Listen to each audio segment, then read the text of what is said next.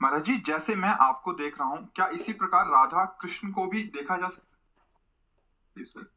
हमारे आचार्य महापुरुष जन कहते हैं, इनहीन नयनन सब सुख देखें, अपनो जन्म सुफल कर लिखे। कोई भी बात प्रमाणित होना चाहिए।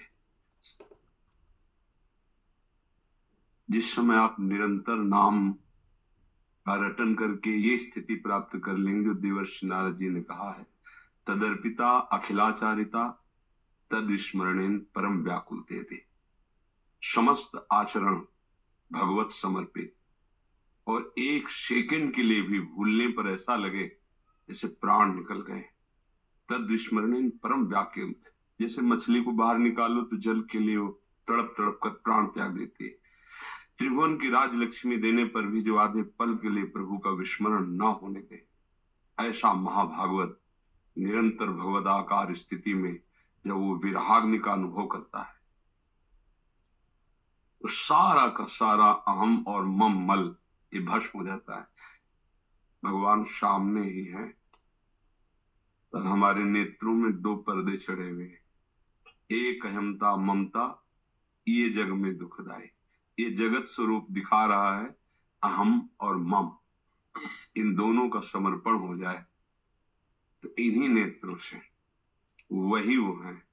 सर्वम खलमिदम ब्रह्म नेना नास्ति किंचन, चिद चिद लक्षणम सर्वम राधा कृष्णमयम जगत। इसी जगत में ये दृश्य हट जाएगा और राधा कृष्ण स्वरूप, जैसे हम स्वप्न देह में जब होते हैं स्वप्न में, तो स्थूल जगत का भान नहीं होता और वहां कुछ होता नहीं पर दिखता है ना, ऐसे ही जागृत में प्रभु के सिवा कुछ नहीं है पर हमें दिखता है ना, ये माया का खेल है। और प्रभु का दिखना भक्ति की तन्मयता। हम नहीं कह रहे, भगवान कपिल देव जी श्रीमद् भागवत में कह रहे हैं, जो मेरा अनन्य आश्रय लेकर निरंतर मेरा भजन करता है वो मेरा दर्शन ही नहीं, मेरे से वार्तालाप करता है। मेरी मुस्कान, मेरी चितवन उसको अपार सुख पहुंचाती है और वो मेरे संग खेलता है। हमारी वाणी जी में लिखा है, छिन छिन बिहरत संग। दर्शन तो बहुत छोटी बात हो गई प्रेमी जनों के लिए। छिन छिन बिहरत संग, छिन छिन निरखत प्रेम भरी, छिन जस कहत अभंग, यह जो कृपा हरिवंश की। छिन छिन रुदन करंत, छिन गावत आनंद भरी, छिन छिन हर हसंत, यह जो कृपा। वो अपने प्रिया प्रीतम के साथ, जुगल के साथ एक क्षण भी विलग कभी नहीं होता। रही न सकत पल पनकन अंतर, जैसे चलते मीन हो निज सखियन की बह बलिहारी। नैनन मग होए पान करत दिन, नैनन मग होए पान करत दिन। अभी जैसे हमारी नेत्रेंद्रिय ऐसे है, वो अंदर का चिंतन गाढ़ हो जाए तो बाहर का दृश्य गायब हो जाएगा। अभी लौकिक बात में वो आप जो चिंतन कर रहे हो आप वहां होंगे, वो रूप होगा, वो चिंतन होगा।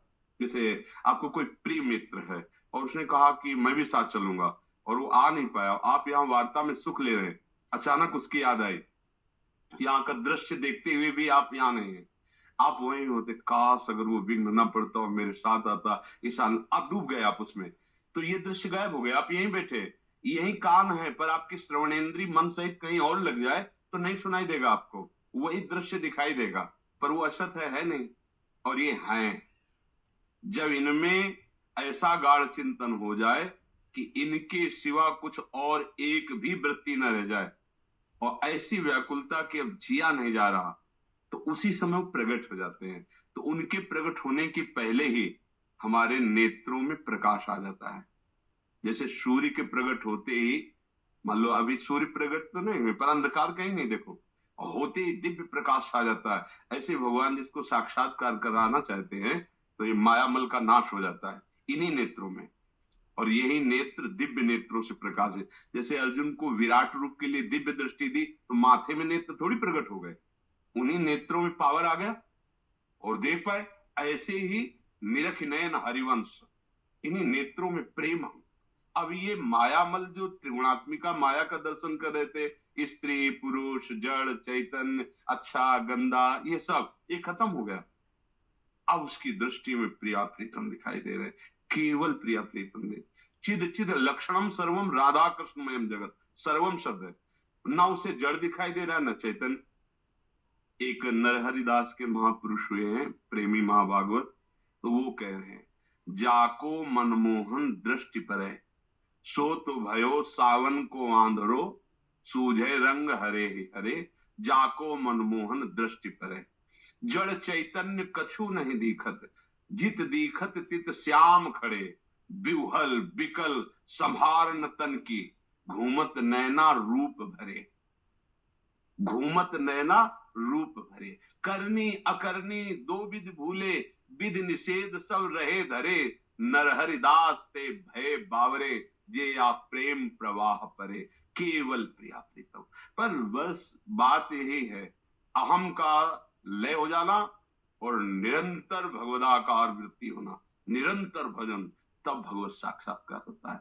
और भगवान चाहे तो अभी प्रकट हो जाए, उनके लिए नियम नहीं, हमारे लिए उनकी प्राप्ति के लिए नियम है, लेकिन उनके लिए न जाने कौन से गुण पर दयानिधि कब रीच कर साक्षात्कार करा दे। वही है ये कि वो हमारे सामने हम तुम जैसे बैठे हैं, इसमें बहुत दूरी है, वो इतना नजदीक प्रकट होते हैं, वो इतना वाणी की सामर्थ्य नहीं कि उनके प्रेम की बात कोई कह सके, नहीं तो जिया नहीं जा सकता। प्रभु जैसा कृपालु, प्रभु जैसा करुणामय और प्रभु जैसा नजदीक और प्रभु जैसा प्यार करने वाला कोई है ही नहीं, कोई दूसरा है ही नहीं। ये हम छाती की बात कहते हैं, हाँ वो सब कहने सुनने में बहुत हल्की बात हो जाती है, जैसे ना हृदय का प्रेम कहे तो बहुत हल्का हो जाता है। ये दिव्य वृंदावन धाम, कई बार ऐसे यहाँ महापुरुषों को अनुभूतियां होती है, गलवैया दिए प्रिया प्रीतम।